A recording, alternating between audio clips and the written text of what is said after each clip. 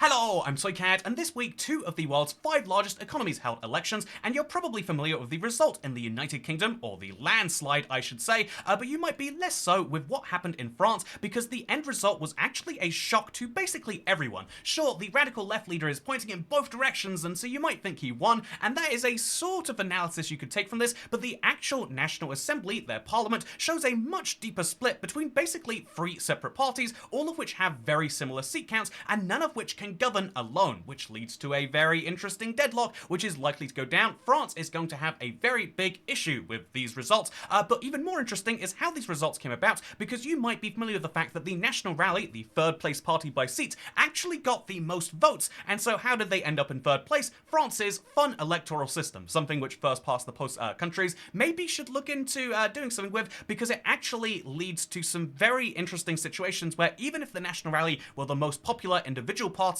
most people were against them, and so there was some bizarre tactical voting that went down to result in these 2 parties being bigger. How does that happen? Why does that happen? And what is going on with France? And why was this election even called? Let's explain all of that briefly today. So first things first, I think it should be mentioned that France obviously was not expecting an election. There was a European election which happened a month ago, and it was only after these elections that they decided, let's hold our own national election, and so there was a bit of a scramble amongst the left to actually come together and make this alliance. You can't really refer to this as one party because it literally is an alliance that goes all the way from the center left to the far left, and literally communists and people to the left of communists are included in this left-wing coalition. And a similar thing happened with the National Rally. You know, that starts a little bit more right-wing, you might say, but this is people who are very anti-immigration, and their allies, some of whom come from the Republicans, who definitely, it's worth mentioning, are the only party who can say for sure lost this election. There is a big fun thing about this where every party can kind of claim their own little slice of victory in this, except for these guys here. These are the natural center-right governing party, you might say, the people who like to believe themselves to be the center-right governing party, but you can see that even though they are traditionally one of the largest parties, they came 4th here, and it's not like 4th but working their way back from a defeat. It's like, no. If you look at the election results, you can see there's only one trend that's definitely clear. This kind of medium blue party, the more moderate blue party, had more seats in 2022 and lost quite a few of them in 2024. Some of these, like if we look to the north of the country up here, some of these were lost to the National Rally, the National Front, whatever you want to call them, but the further right party, you know, a lot of voters moved to the right in that case, and some of these seats moved to other parties because of split votes. But even more interesting is cases like this one right here. So this is a place which was run by the Republicans in 2022, and if you look at the result in 2024, it's absolutely crazy. Sorry, if you're French and you're watching this, yeah, I know you're going to guillotine me for that particular statement, but, you know, the fact that they moved from voting for center-right parties to center-left to far-left ones shows that what's happening in France is very, very bizarre, because they are going through a bit of an interesting political time right now. A lot of people are moving to further left and further right parties, and even though the president, Macron, is broadly a part of this centrist coalition, you know, his party is in there at the same time, even though he was very successful himself, his, the people who are underneath him, the National Assembly people, have been slightly less so than he was as a president. How does that happen? Why does that happen? French politics. They're very, very intriguing. And also, fun fact about French politics, is because France still has lots of the parts of their empire, which are just called, like overseas departments, these places all vote too. And so Mayotte, I mentioned this in my last video, but they did in fact go for the National Rally. People will, when they're criticizing the National Rally, the further right party, they'll be like, they're just racist people. And, you know, I just think it's objectively hilarious, no matter what your opinion on that Mayotte, a majority African, it's actually in Africa, by the way, but a majority African place, voted for the National Rally too. It's one of their key constituencies. It is crazy that this place right here, again, I'm going to show you a random spot of it. This place right here voted for the National Rally. People, and that is something you might not expect, but France sure is quirky in so many ways. But yeah, you can see all around the world, Guyana has elections where they're picking people. You can see in Martinique and also French Polynesia. It is beyond fascinating the places around the world a French election comes into. But if we're talking about the end results in metropolitan France, the bit of the country that you look at on a map and you say, that's France, if you don't know about their empire. If you look at the hexagon, hexagon, then within that, there's a bit more of an interesting result, because then there are 3 separate parties, all of which won in kind of different areas. The only correlation you can really work out as to who won where is the fact that the National Rally do very well in areas that are low on income and high in inequality. Some people might point to one of those things. If you're on the further left, you might be like, it's the inequality that hurts there. And if you're on the further right, you might be like, no, it's the fact that these places have been declining economically. They've been ignored by people. And so the further red you are, the further on the bottom right of the spectrum you are, the further you are on the National Rally, and the deeper these wins are. 63%, 53%. Absolute majorities in some of these places are voting for the National Rally because they think it's the only solution to the fact that lots of France might be getting wealthier, but they certainly are not. This is from 2018, it has to be mentioned. The Gini index on a very particular constituency level is hard to find, but it is a very deep thing that is kind of behind this. Otherwise, you can see there's a lot of seats that kind of traded between yellow and red happening in the rest of the country, or again, it would have been purple before. The alliances change in France a lot. It's a very intriguing electoral system they've got going on there, but the end result of this one is that France is going to enter a prolonged phase of political paralysis. What does that mean? Why is that going to happen? Well, the left had a shock win, but no party alliance is able to form a majority by themselves. No single party can pass legislation without the help of another party. And again, assuming that you just write off the Republicans and the right, who, by the way, right now, didn't just lose vote share against the 2022 election. They didn't just lose vote share and lose seats, but they currently don't have they have a disputed leadership. There's a crisis going on with who even leads them, so they're doing pretty badly overall, but every other party can kind of claim their own victory and right to govern. The NFP have the largest number of seats. The left are doing great with their 182 seats, but they're down on vote share. The Ensemble Party, they might be allied with the president, but they're down on vote share and on seats. The National Rally are up on seats and up on vote share. The largest vote share by a substantial amount. Over a third of people in France picked them in the first round, and even more in the second round, but they're also only third on seats, and so they obviously can't govern by themselves. You would need, traditionally speaking, 2 of the 3 alliances to come together to make a coalition and agree to pass legislation, but given the stark differences between people in this left alliance, again, people to the left of communism and people to the right of, people who hear no more immigrants and think, oh, that's a pretty left-wing stance, they're included in this party. These sorts of groups have to work with each other, and that's going to be very, very hard. The political deadlock is not just expected, but indeed is something that is kind of being stoked by certain parties being like, yeah, I think we're ready to govern. I think we can just do this by ourselves. We'll work it out. Other people can vote for our legislation if they want to. There is going to be a long period of who knows happening after this, and you would hope that some parties get together and make this work, but that's going to be a very big challenge, because the closest thing we've seen to election cooperation was in the tactical voting. I've got 4 separate seats I want to show you, just like I did for the UK. In France, they use a very interesting political system. I think one that most people describe as better for working out people's preferences of who to vote for, where basically you don't just hold one election. You hold an election, and if someone gets over 50% of the vote, they are your MP. This is what happened in broad swaths of southeast France. 54% of people vote for a person, and then, okay, that's their MP. But if they get less than 50% of the vote, and obviously, the majority of people there didn't want them. The majority of people just wanted something else. And so you do a second round with just the biggest parties that get over, I think it's 15%, but don't quote me on that. And so basically, a lot of the country was voting on freeway districts between the centrists, the National Rally, and the far left. And in a lot of these cases, the far left withdrew so that the centrists would win over the National Rally. In a lot of these cases, you can see just how tiny these results were. But in the exact reverse case, you can see that in some cases, the centrists withdrew so that the far left could have their majority. So there is some amount of working together that they had happen here,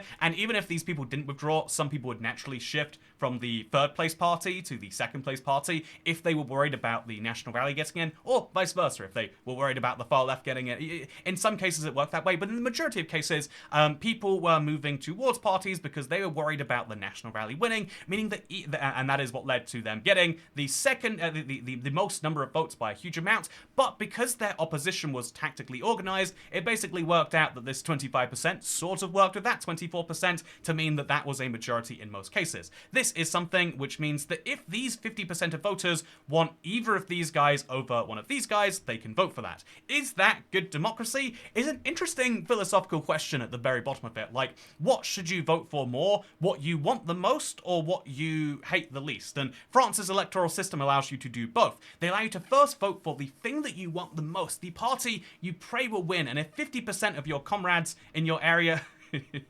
if your constituents agree with you, then they can do exactly the same thing, right? These if 51% of people agree that they should be called comrades, then you can have the the communist candidate win for Toulouse. But if 51%, if the majority of people say no, I would want anything but communism, they can vote against it. In places like Saint Malo, that might happen. I'm just picking random French towns at this point.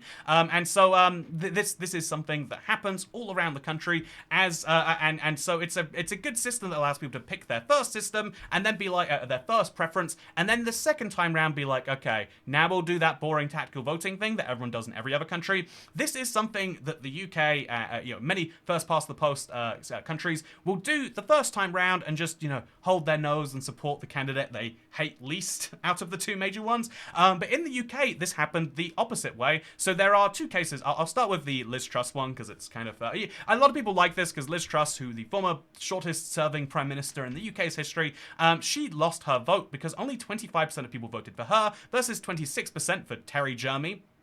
And interestingly enough, if you actually look at this, the right-wing vote was split almost perfectly three ways. There is Liz Truss and Toby, basically the Conservatives, the Reform, and an independent. This independent, James Bagg, was on a one-man mission to unseat Liz Truss. I don't know what he had so much against her, but he was a former lifelong Conservative, is what he described himself as. So three Conservative side of the spectrum candidates, Reform, Conservative, and the Independent, all splitting the vote, and so Labour gets in with 26% of people instead. Again, all of these people probably do not want Labour being their candidate, but they all disagree about who should be, and so they get a Labour. And the reverse case, this is the funniest entire seat in the UK election.